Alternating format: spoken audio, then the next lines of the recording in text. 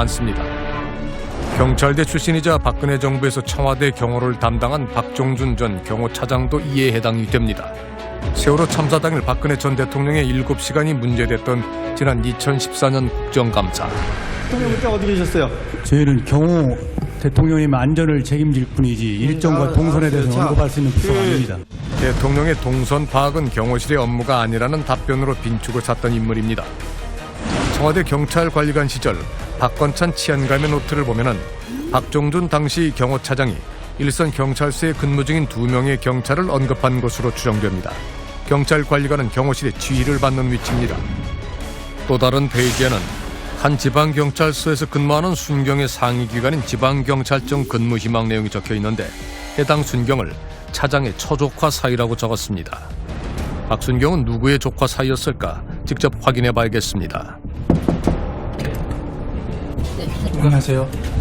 잠시 뒤 마스크를 쓰고 나타난 박순경. 저희가 이것 때문에 왔어요.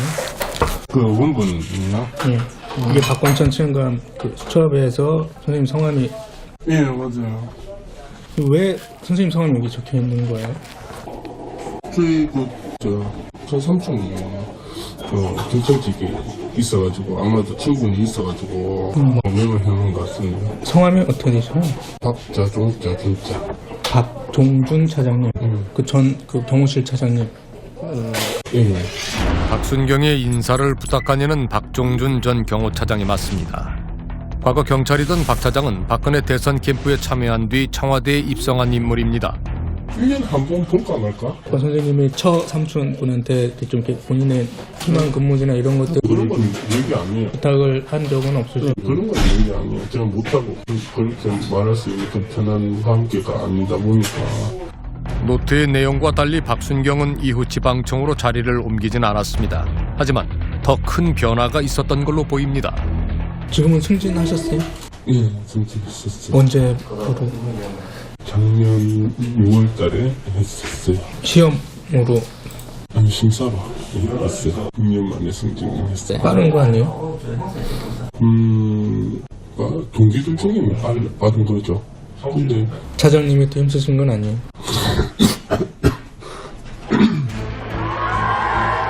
지난해 경호실을 나와 총선에 출마했다 낙선한 박종준 전 경호차장은 최근 코레일 상임 감사직에 올랐습니다. 그에게 설명을 듣기 위해 수차례 찾아갔지만 이거는 전달해드리려고 말씀을 하시더라고요. 저희 또 오게 되면 이걸 전달해 가지고 뭐예요 이게? 저희도 알 수가 없어요. 일본에서 주셔가지고. 비서를 통해 봉투만 전해왔습니다. 서면으로 전해온 해명을 보면은 그의 처조카가 홀로 아이를 양육하는 게 안쓰러워 박순경의 지방청 발령을 문의했을 뿐 인사청탁을 한 것이 아니라고 합니다. 단지 문의만 했을 뿐인데 박건찬 당시 경찰관리관은 또 다른 경무관과 이와 관련해 통화를 했던 걸로 보입니다.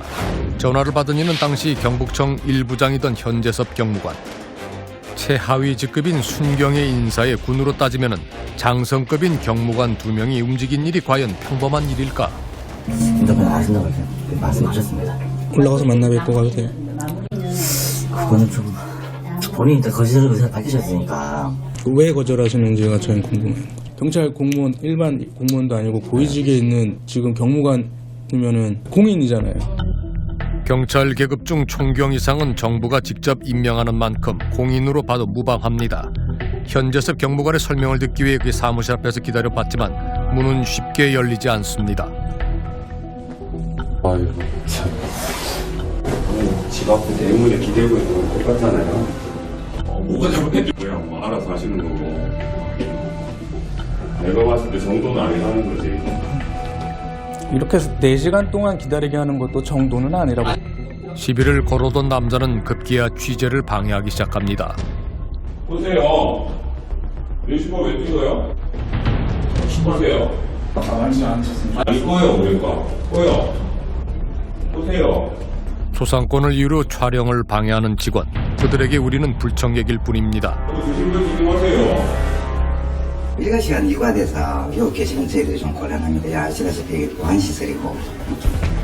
8시간을 기다렸지만은 현재섭 경무관을 만날 순 없었습니다. 그래도 그에게 꼭 전할 말이 있습니다. 저희가 일단 반론권을 드리러 왔고요. 본인이 거부하셨고요. 그리고 방송에 실명이 거론될 수 있음을 분명히 얘기해드리고 하니까 정리해 주십시오. 긴 기다림에도 좀처럼 열리지 않던 문.